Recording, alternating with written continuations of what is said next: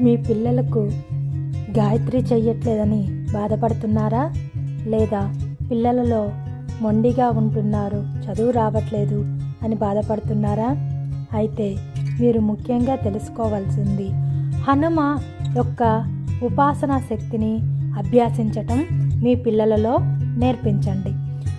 హనుమాన్ని ఉపాసన చేస్తే అత్యద్భుతమైన విషయం ఏమిటి అంటే, మీరు ప్రతిరోజు హనుమంతుణ్ణి స్మరించటం పిల్లలకు నేర్పించటం వల్ల వాళ్లకు అన్ని విధాలైనటువంటి అజ్ఞానము తొలగిపోతుంది. భార్గవ స్వరూపుడుగా ఆయన ఉంటాడని పరాశర సంహితలో తెలియజేశారు. ఆయన యొక్క ఉపాసన రహస్యము చెబుతూ భర్గుడు అజ్ఞానంను తీసివేయగలిగినటువంటి స్వరూపంగా చెప్తారు. గాయత్రి మంత్రంలో బీజాక్షరంలో అధిదేవత భర్గుడు.